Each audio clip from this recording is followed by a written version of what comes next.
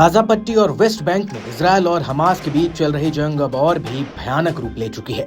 जंग से गाजा में चारों तरफ तबाही का मंजर है। इजरायली सेना के हमलों से गाजा में बर्बादी के निशान हर तरफ देखे जा सकते हैं। 7 अक्टूबर को इजरायल पर हमास के हमले के बाद से ये जंग हर दिन तेज और ज्यादा घातक ही हुई है।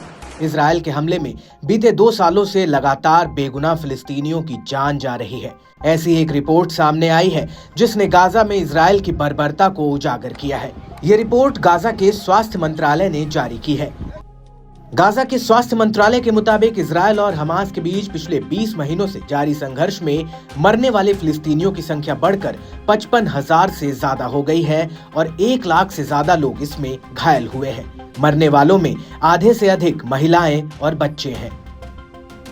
हालांकि स्वास्थ्य मंत्रालय ने नागरिकों और लड़ाकों की अलग अलग संख्या नहीं बताई है, लेकिन आंकड़े ये बताते हैं कि इजरायल ने किस बेरहमी से गाजा में तबाही मचाई है। गाजा में बमबारी और हिंसा के चलते वहां के बुनियादी ढांचे पूरी तरह से चरमरा गए हैं। अस्पताल, स्कूल और रिहायशी इलाके मलबे में तब्दील हो चुके हैं। लाखों लोग बेघर हो गए हैं और खाद्य सामग्री, पानी और दवाइयों की भारी कमी हो रही है। हालात ऐसे हो गए हैं कि वहां के लोग दाने दाने को मोहताज हो चुके हैं। WHO ने भी चेतावनी दी है कि अगर तत्काल मानवीय सहायता वहां नहीं पहुंची तो स्थिति और भी भयानक हो सकती है।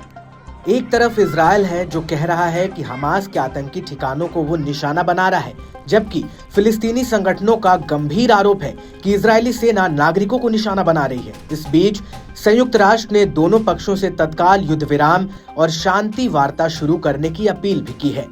हालांकि इसे लेकर बातचीत कब होगी, इस पर कोई खबर अभी सामने नहीं आई है। आपको बता दें कि हमास ने 7 अक्टूबर 2023 को इजरायल पर हमला किया था, जिसके बाद ये जंग शुरू हुई थी। हमले में आतंकियों ने लगभग 1200 बेकसूर आम लोगों की हत्या कर दी थी और 251 लोगों को बंधक बना लिया गया था। इसके बाद इजरायल ने पलटवार शुरू किया, जो आज भी जारी है और गाजा के लोग उसका अंजाम आज भी भुगत रहे हैं। इस जंग का असर न केवल गाजा और इजरायल तक सीमित है, बल्कि ये क्षेत्रीय स्थिरता के लिए भी खतरा बन गया है।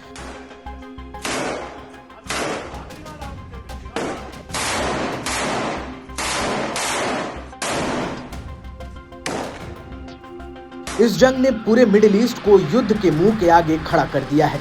कई देशों ने इस हिंसा की निंदा की है और मानवीय सहायता के लिए फंड जुटाने की घोषणा भी की है।